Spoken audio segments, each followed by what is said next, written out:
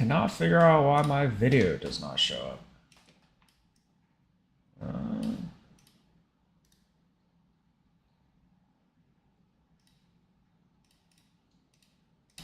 Let's try again. Add video capture device. Okay. Face cam.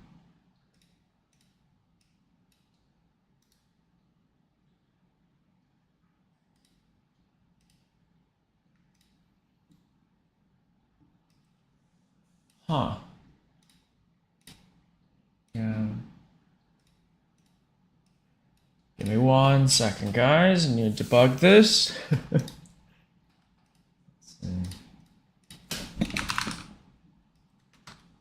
Huh.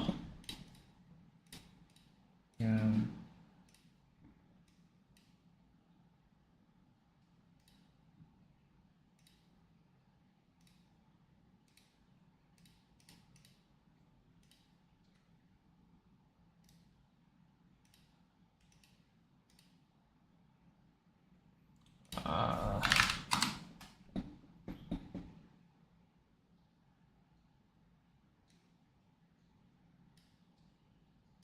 Hold on, I think I need to reconnect my camera.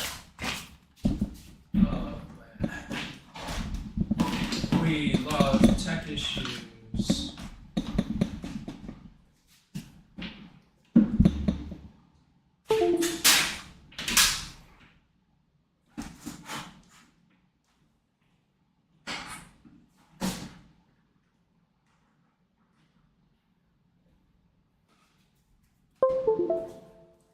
Does this work? All right, let's try this again. Oh, all right. I think there's hope. Add video capture device. Oh, hello, I'm full screen. Let's go smaller. All right. Rough start. Let me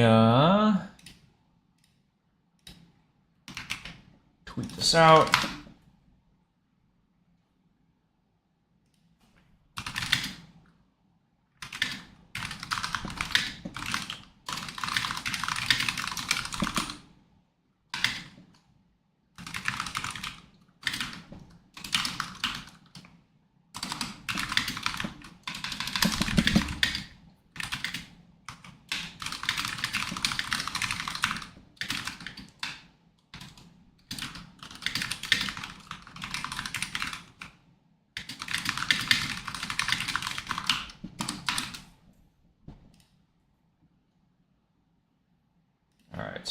I need Telegram.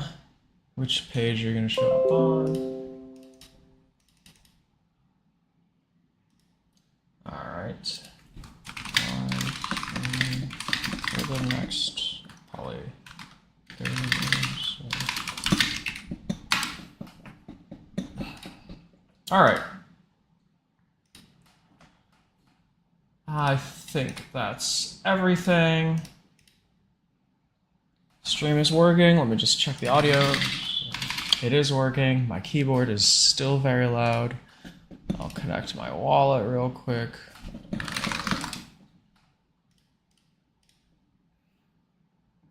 Cool. All right, we have, or I guess, starting every live stream with the Bytexplorers. You know, we're a community of on-chain data people. You know, it's like just a community of 300 something people. We participate in different quests to earn reputation and money. One of the most consistent ones is this bi-weekly quest where anyone in the community can submit their work, and then people from the community will vote on what they think is the quality of the work.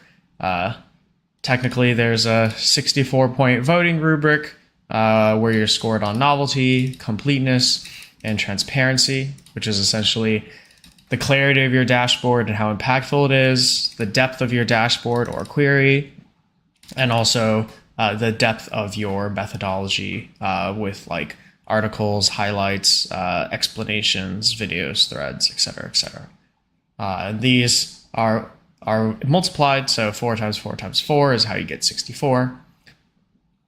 And depending on the number of your votes, you fall into either a valid, great, superb, or exceptional discovery, which decides how many guild tokens, which is an 1155, that you get minted, right? And so if you ever want to follow along with how many people are in the community and all the submissions, you can go to the Dune dashboard here. You can see how many guild tokens and other tokens they've earned. And you can also go down here into the weekly quest section, and you can see all of the quests as well as all of the discoveries. So if you're ever trying to look and like learn from the community, I highly recommend you go in here and you go to all discoveries, and you just basically learn from the submissions in here that are exceptional. There's a lot I think that anyone can really pick up from these. I'm still learning from them. So I would say if I'm still learning, then anyone at any level can learn from these submissions. All right, let me just make sure we're all good. All right, we're looking good. Cool. So voting and submissions are due every other week. Oops, I need to open that up again. They're due every other week. So we have voting and submissions due tonight. So submissions for quest number 21, which I think we already have a few for. It's a sneak peek. Yeah, we got 4 submissions into that. So I'll do a live stream in another 2 weeks.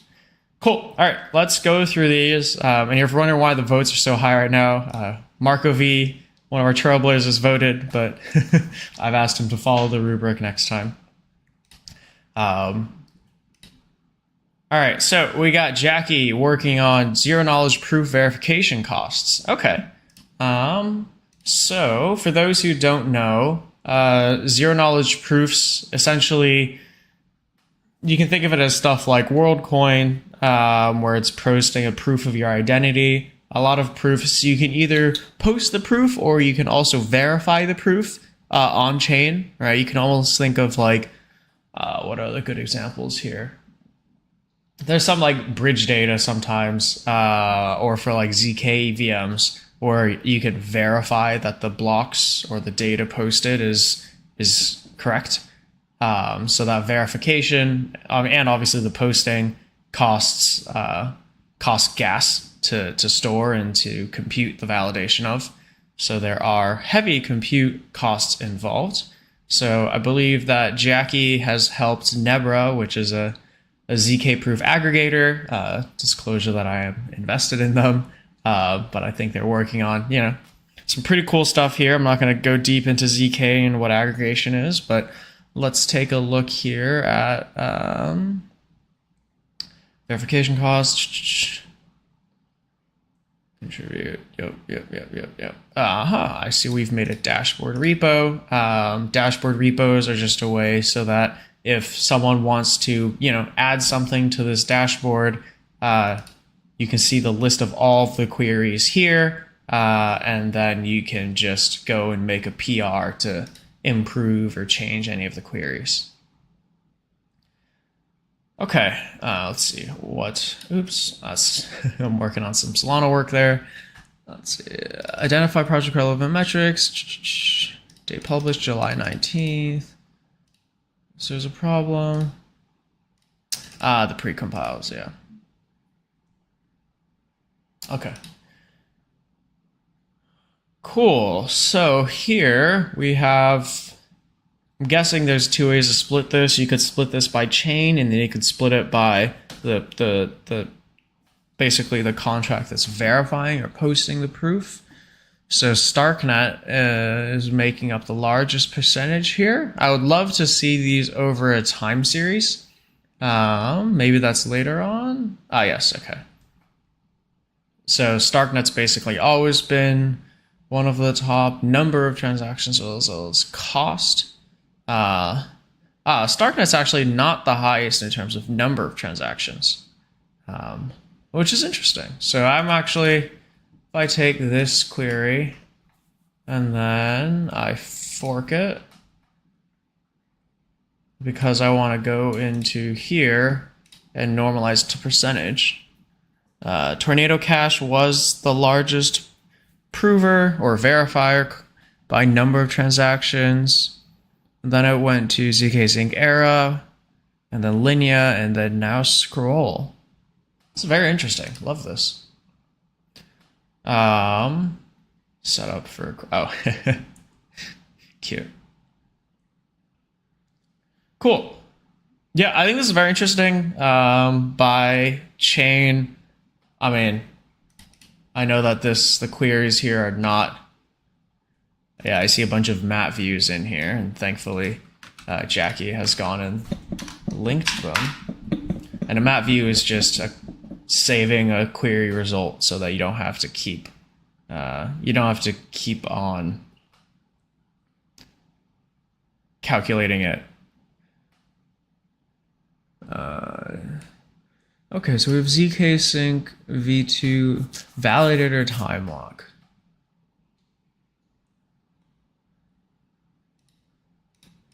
Yeah, all right. I have no idea what's going on here.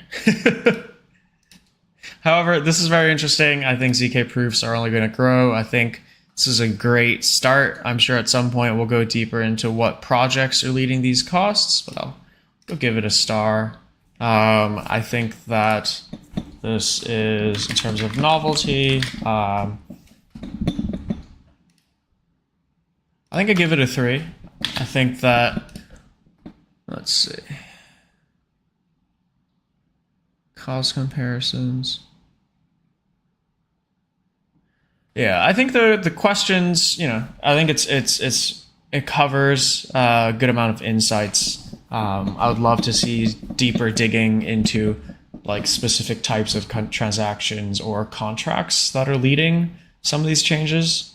In terms of completeness, I think it's in depth, so I definitely go to 4. Transparency is a 2 because I don't think there was any thread or anything on here. Yeah. Great work on a complex topic. 4 to saying a deeper dive around questions and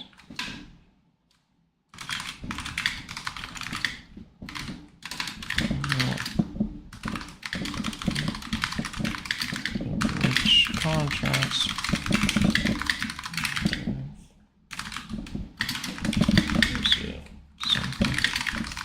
chain like world.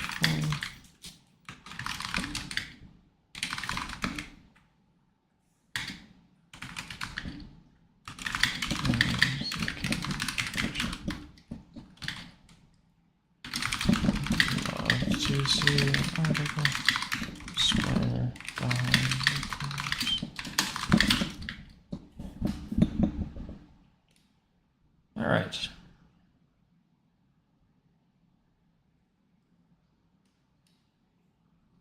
So what is that? That is a 24.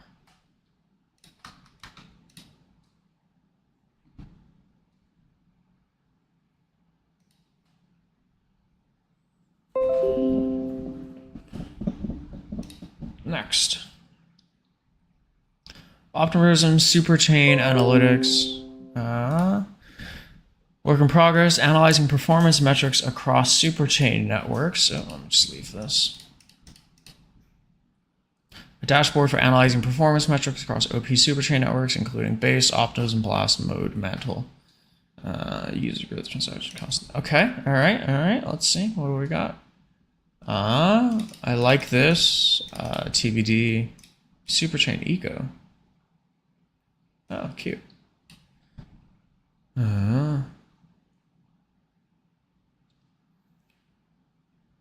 Transactions. Okay, so we got a basic gas overview. I don't know what this Y is, so you should probably add a Y-axis label here.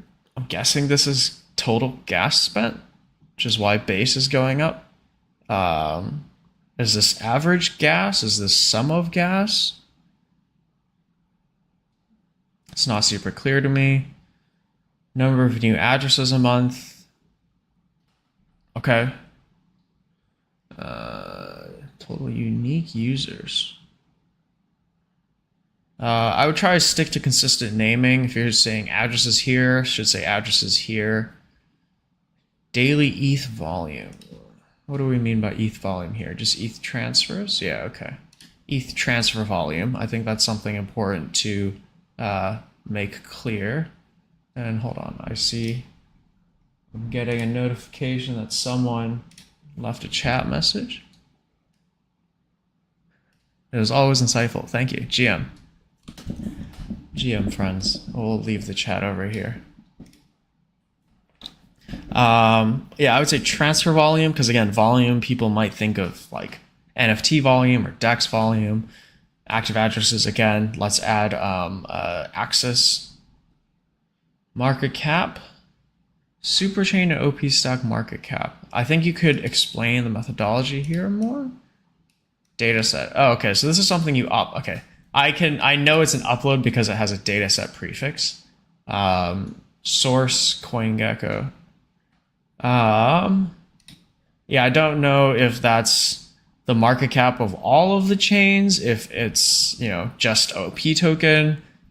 Could use some definite links there, but it is interesting. Roll-up economics. Yep, we can basically see that when blobs kicked in, like this isn't the chart. Like the chart's not broken. It's just that when blobs kicked in, the data cost basically went to 0. This is very cool to see. Great for profitability. Again, what is this revenue in? Is this in ETH? Is this in dollars? Please format your axes. I do like this visualization though. Blast economics, mantle. I'm guessing this is something weird with the underlying revenue data. Might be something you want to check out. In case people are curious, like where is this data coming from? I know it's a spellbook model because it doesn't follow our raw or decoding patterns, and it also doesn't have dataset or results or query underscore under it. So it basically has to be a spellbook table. I also think that my video might have frozen. Hold on. Let's try this again. I'll fix that in a sec. But spellbook, if I go to spellbook and then I go to DBT subprojects and I search, what is it? Roll-up economics, Ethereum. Nope, I don't want sources. I want subprojects. Ethereum, L2 revenue. Okay, I see mantles in here. Source gas.fees. I'm gonna make a guess that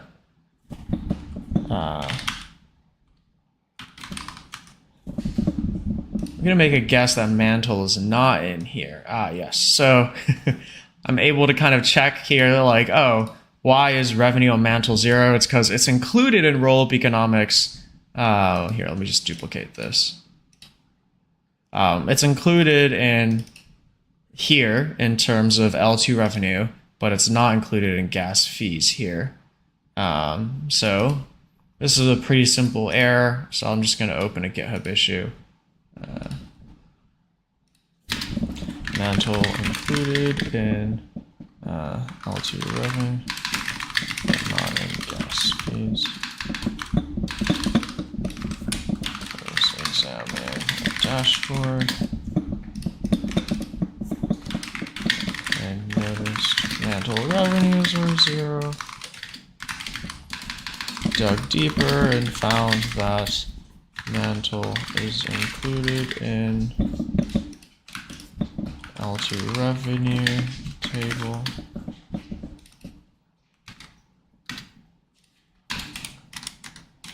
But not in the underlying gas fees table. We may want to have someone from checking blockchain inclusion across the lineages of these spells in the future. Cool. So I'm just creating that as an issue, and I might record a video on just me submitting a PR for that to fix it later.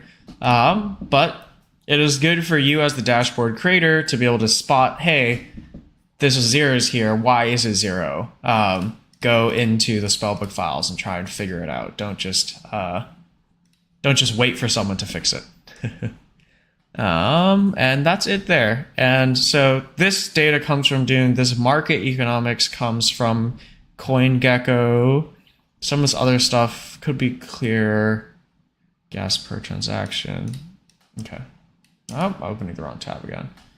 Hold on, let me fix my video.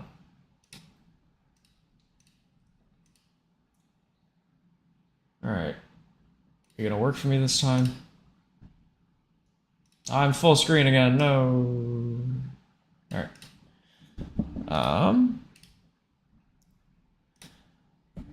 Bro, I cannot manage these screens. YouTube Studio. Let me just make sure I didn't crash the live stream on accident.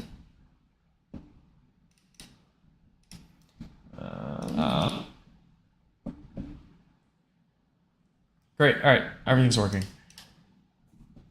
So here I'm going to say novelty. I think it's a 3. I think that it's good overview statistics. It could be easier to follow. I think that some of the axes not being well clarified, the CoinGecko market cap chart not being super clear in terms of like sourcing and what it measures.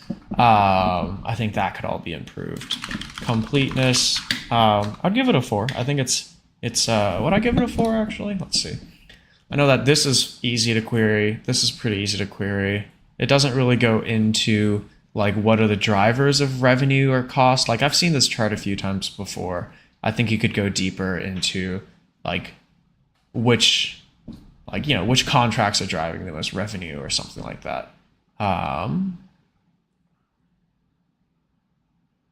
Yeah, so I'm going to go completeness a 3 actually. And then transparency, we'll give that a 2 because there's no tweet or guide or anything. If you don't put your work out there, no one's going to find it. It's great to submit to this contest and quest, but you should also put your work out there. Okay. I think this is a well-formatted dashboard and a great start. You could improve some of the axis labeling as well as source methodologies so that we guess less. Like clarifying the gas chart axes, ETH volume is just transfers using wallets and users consistently, explaining the CoinGecko source link, and if it's by chain or just OP token, etc.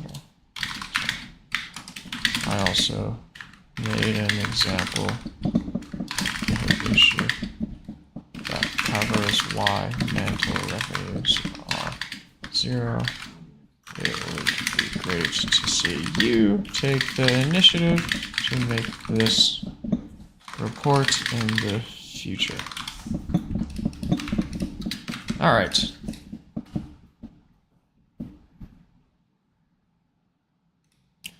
So this is 3 times 3 is 9 times 2 is 18. So we're going to give you an 18. And yes, my grading has gotten more difficult through the years, through the weeks, as the quality and the number of submissions have gone up.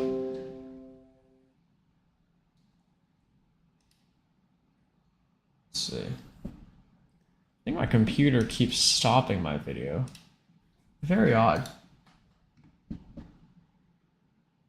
Hold on, I'll try this one more time, and then if it doesn't work, then we'll just deal with my frozen video. And yes, it's my dog in the background. Hopefully when it crashes again, it crashes on a more flattering face for me. Alright, hold on. I close these out. Alright. All that, we're through 2 of these now.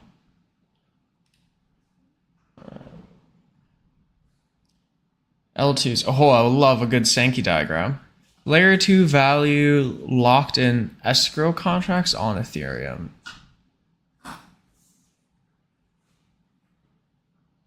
I love a Sankey, but oh, this is bridge TVL. Okay, you used to say bridge, locked in bridge contracts.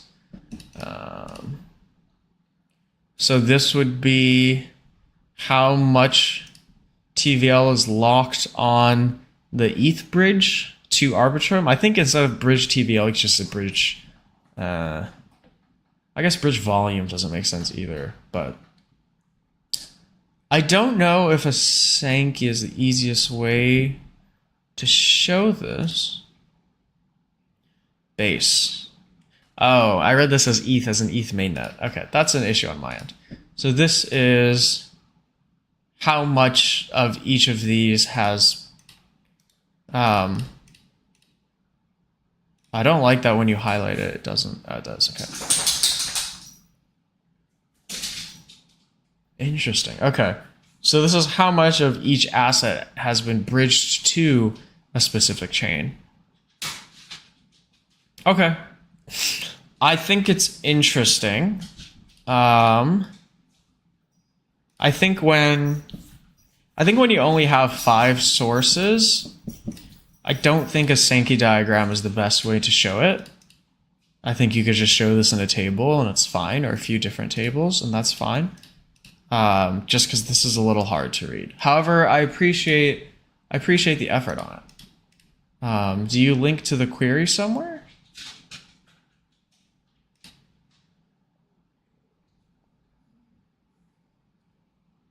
I'm also not very familiar with tableaus. I don't know if there's a way to see the underlying. Share, favorite? I don't think there is. Okay. Novelty. What is my rubric again?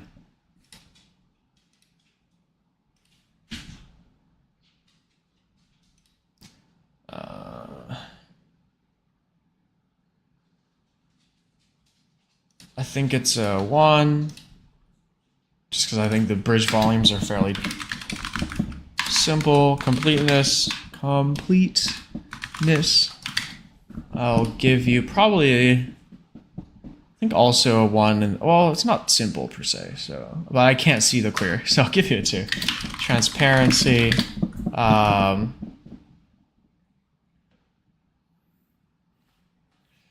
I'm gonna be honest, I think I have to give you a 0 on transparency here, just because I can't find the query, and you don't, I had to guess a lot.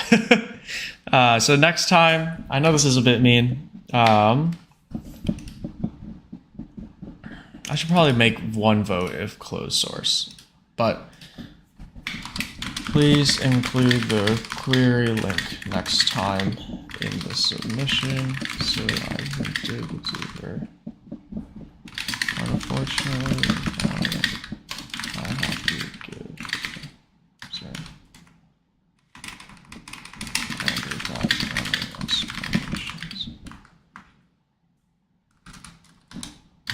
I also love a good Sankey diagram, but not sure if it works well when only 5 source entities are involved.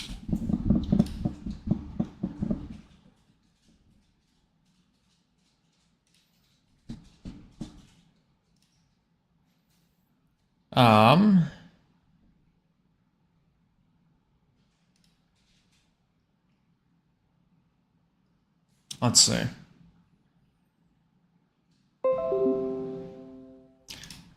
So I realize on Jokers you can't give 0 votes. So I'll have to give a 1 vote so that it appears here.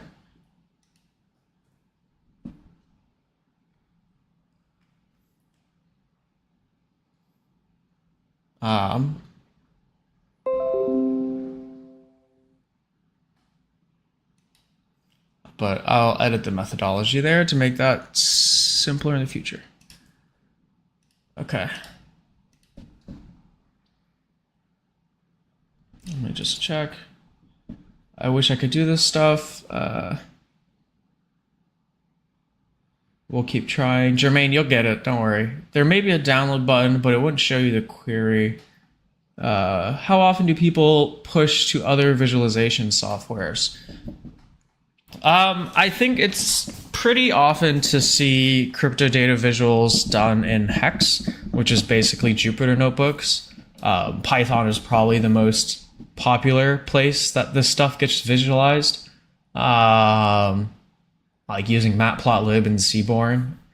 That's kind of where I grew up on a lot of this data stuff. Like I use Seaborn, Plotly, matplotlib for a lot of my reporting back before I was in crypto. And I highly recommend getting used to those because you can make some really pretty charts. The Dune charts are very simple. However, other than that, I mean, Flipside I think is getting more advanced with theirs as well. Download. Yeah, I think download doesn't give me anything. But yeah, I encourage people to learn to do visualizations with any tool they can. You shouldn't be limited. You shouldn't be limited by just Dune in this case. And if you want like inspirations for great charts, I think like Airbnb actually has a good graph library. Bytexplorers, yeah. Gallery. Obviously, these are very advanced visualizations, but there are some very interesting types of graphs you can make using the library.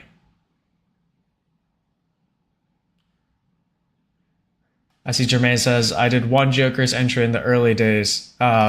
Keep entering. It's you know, there's no harm, no foul. I am always happy to give feedback and ideas on any entries. For me, it's actually more fun to get a more beginner entry than it is a more advanced entry because I get to demo and explain a lot more. So I would love to see your submissions again. And I've lost my train of thought. We'll do more when I learn more. Mostly did fork code at the time.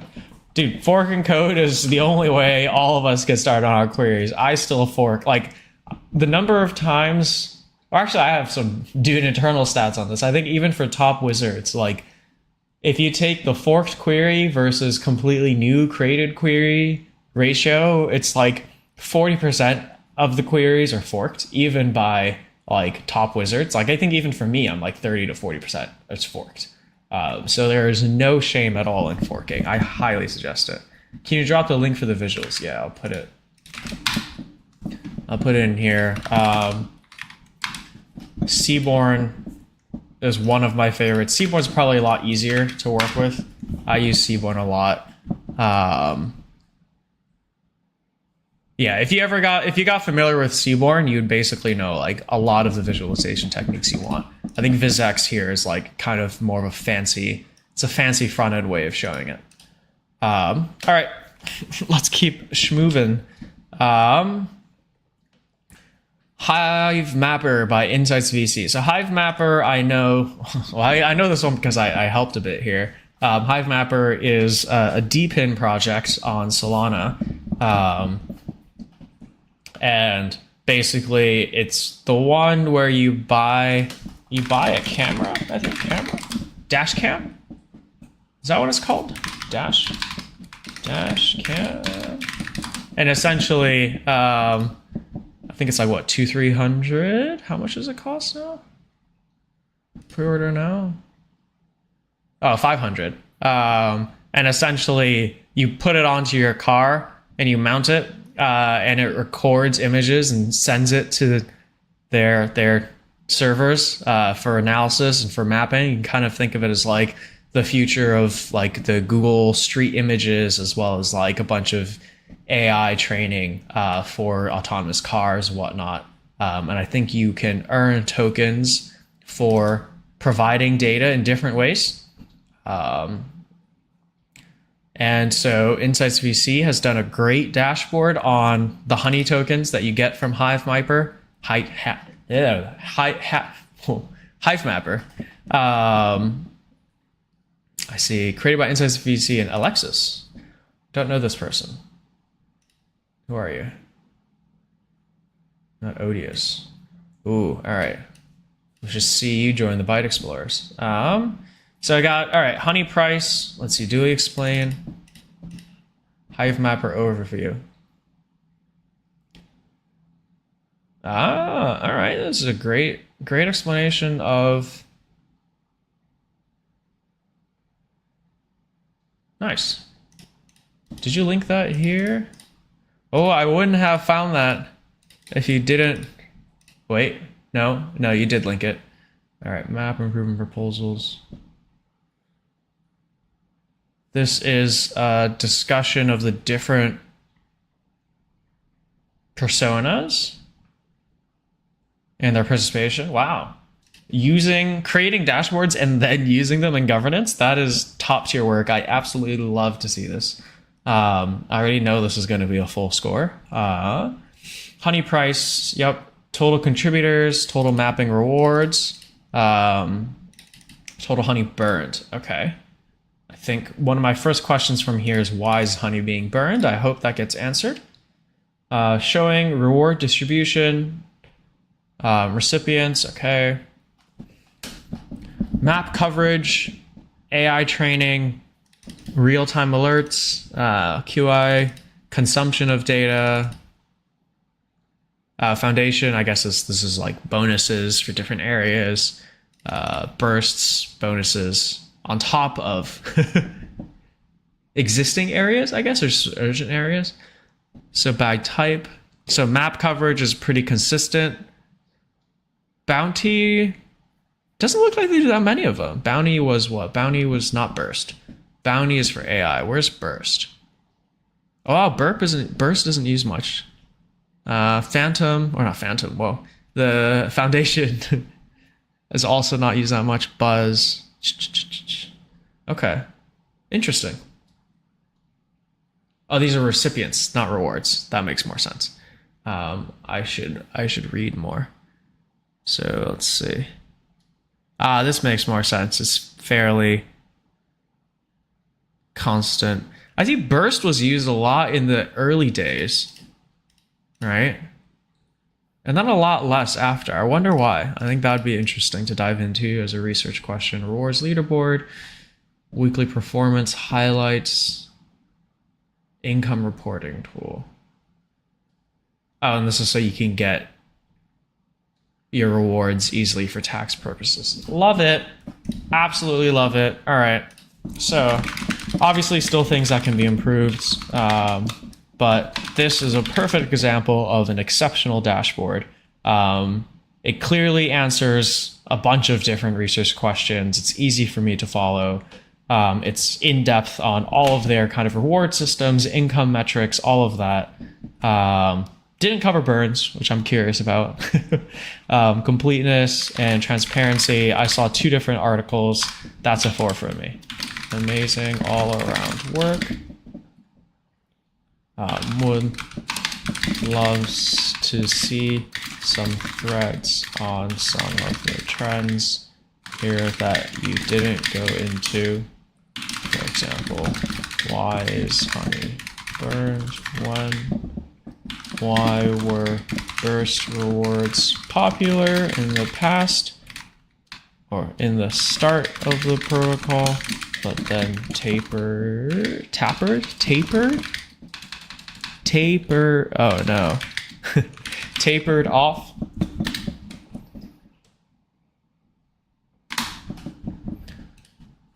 Again, as you can see, with the top tier work, there's not much feedback I can give. I think it's just, this one was a great example, and I'm very happy to see it. So there's our first 64 of the day.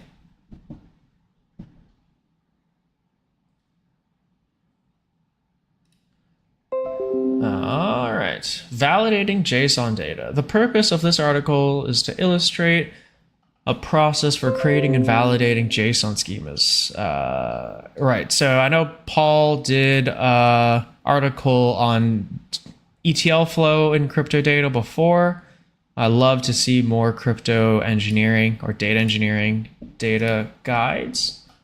I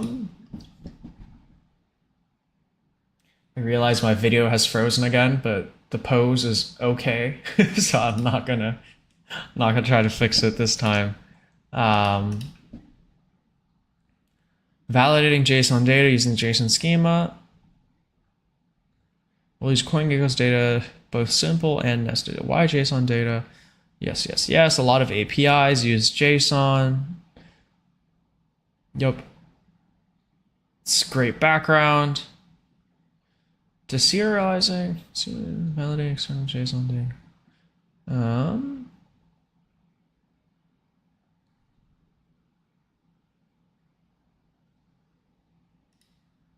Okay, so these are the 3 tables that he wants to create.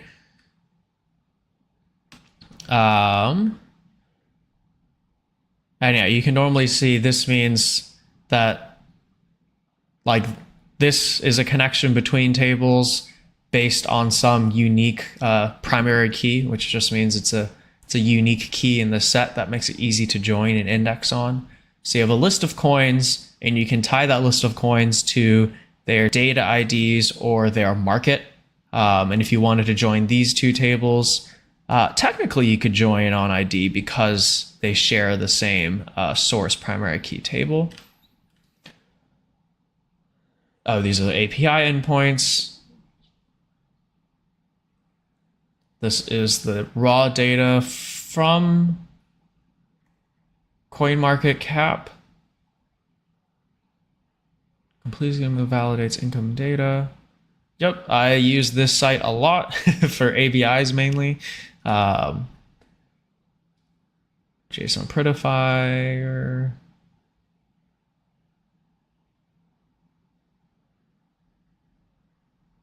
Let's see, what is he doing here? He's breaking it down.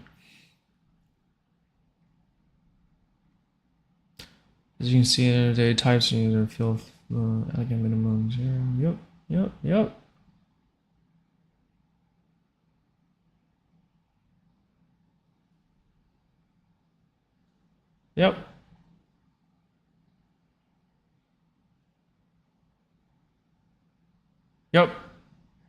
As you can see, a lot of data engineering and backend. It's less about the complex joining of tables, and it's usually a lot more about validation of data, especially when you're dealing with APIs. Things can always change, properties can change, can make your pipelines break very quickly, especially if you're relying on external APIs, which is also why APIs have versions. But yeah, I think this is very good. I think this is, I need to find a way of grading these data engineering posts. I think data engineering probably needs a different rubric than dashboards. However, if I just open up my rubric again here, easy to follow, impactful insights. Yeah, I would say so. It's easy to follow. Completeness. It's fairly in-depth. And transparency. It's a great article. Great article covering how to work with one of the most popular APIs out there. I think overall on the article flow, I think it took a while to get down to here. In terms of flow, you could mention the tables you want to create and the API you using at the start of the article so people know what they're getting into. Then you can go into the details of JSON and background knowledge. Because right now it's what you're scrolling. Since you might lose a lot of people who don't scroll past the first 3 sections. Towards Data Science has a lot of good references. Actually, I should go and find a good one.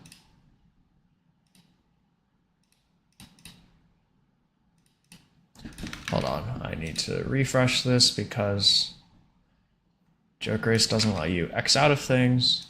So Towards Data Science is actually where I learned a lot of my Python knowledge back in the day. But if I just went to like any of these, you basically you can always go into the background of and this is just image ML. Don't worry if you don't understand what's going on here. But you can see that's always like the important diagram or insight into why you should care is always first. And then it goes into some of the more details and generic background. I think referencing Towards Data Science article flows is a great way to learn how to structure these technical guides. I learned how to write my guides through Towards Data Science. I had a few editors' picks in there. If anyone ever wants to read my old work, I think the one I'm most proud of is, I think I have a flood one. Yeah, for those who don't know, I used to be a data scientist in more commercial mortgage-backed securities. And there's this very fun, what did I do? Flood. Yeah. This was my favorite data science project, where I looked at flood risk of different properties across the US by state. So I'll link it in the chat in case anyone is interested for fun. But anyways, point being, I think you can read a bunch of stuff on Towards Data Science to get an idea of how you can maybe better format your guides. I'm not just talking about Paul, but in general, formatting your guides to be more clear. Let me add votes.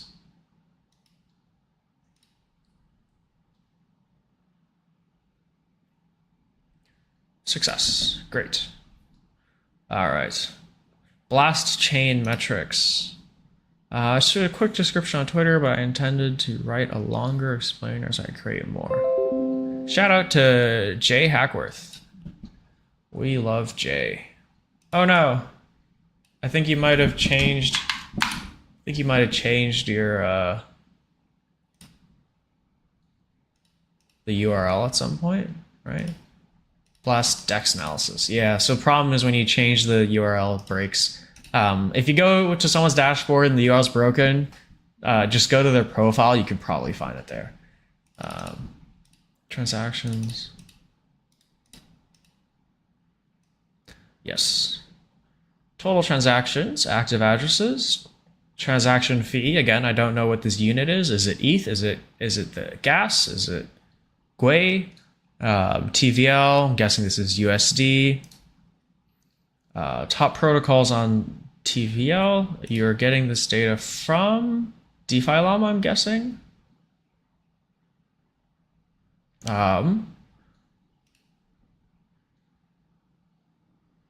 It looks like there's one of these that's failing.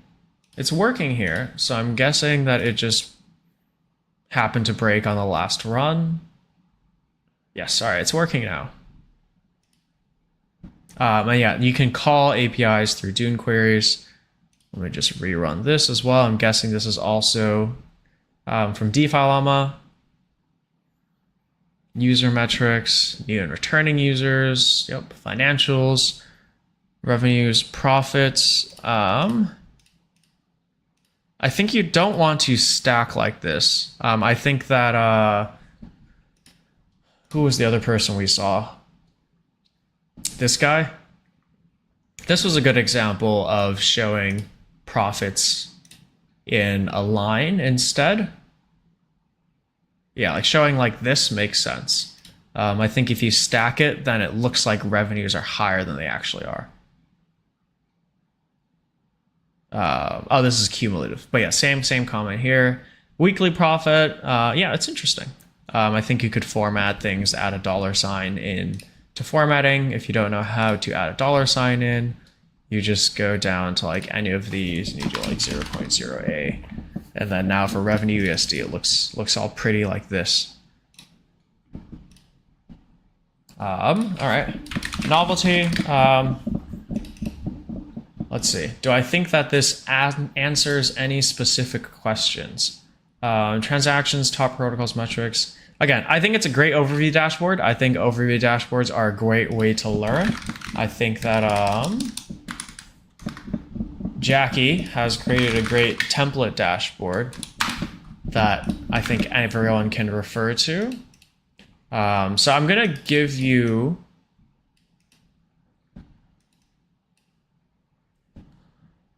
I think it's in depth. I think you could go deeper with questions here. Again, it's only because we see a lot of overview dashboards. So I want to push you to go and try and answer specific questions. While I think it is good that you are learning to become familiar with a bunch of different types of data sets. Completeness, I'll give it a 3. I think it's a simple dashboard. Transparency, I don't think you did any. Oh, you did a Twitter thread. All right. Last change, you did a tweet. Okay. I support the fact that you did a tweet, so I'll give you a 3 on transparency. To get a 4, I expect a deeper dive. I think this is a great start. You could work on formatting of charts and tables, clear axes, number formatting, etc.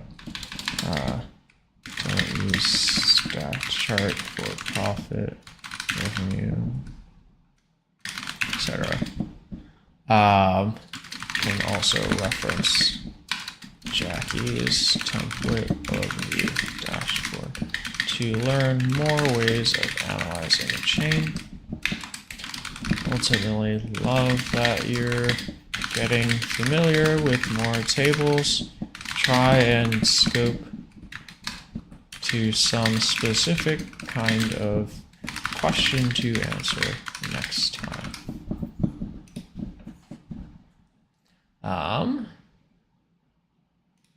So this gets an 18. Again, you can see that,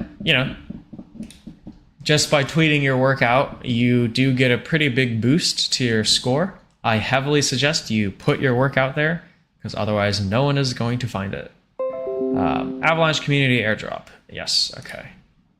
This one comes from Ali. And let me just check how many we have left here. Oh, this is the last one. All right.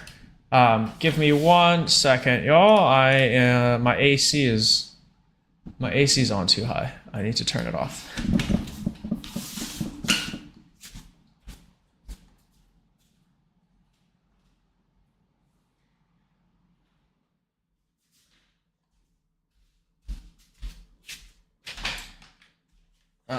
Okay. Wow, the crypto market is tanking. It's rough out there. All right, it's okay. We keep learning. Send your airdrops on Friday. Nearly 5 million worth of Avalanche and Coke. I don't know what this is. All right, it's its own chain. Airdropped meme coin rush program. So they airdropped 5 million, 8,000 receivers, average airdrop amount.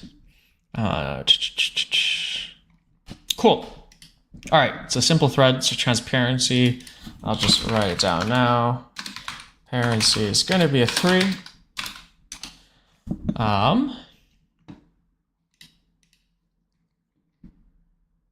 It's a simple dashboard covering an airdrop. I like that it's covering 2 tokens in an airdrop. I think, you know, ecosystems, like, how do I put this? It's almost never just one airdrop. It's usually always like there's a couple airdrops happening at a time.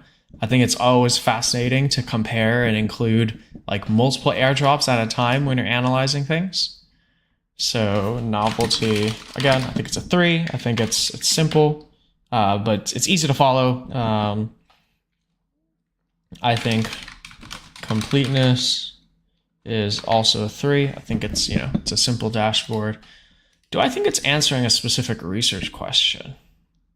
Actually, probably not. So it's a 2.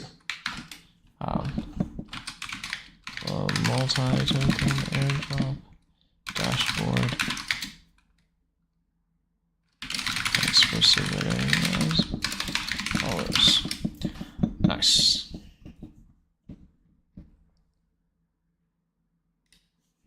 Great. So this is, oh, not downvote. This is also an 18. All right.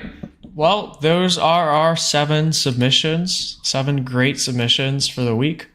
As always, this is probably one of my favorite parts of the every 2 weeks. Anyone who's a trailblazer can get to vote. You don't have to vote the same values that I do. You can choose your own. You choose your own points to vote with. And voting ends tonight, midnight EST, and also deadline for submitting your work to the Quest 21 is also tonight. Again, you can submit very beginner work. You can submit very advanced work. I accept all of them. There's no elitism here, and it's not a competition. It's not like only the top 3 get rewards or something. Everyone gets rewards just for participating. So that's going to be it for me on this week. I hope you all enjoy the rest of your Sundays. I'll fix my video for next time. And yeah, take care, everyone.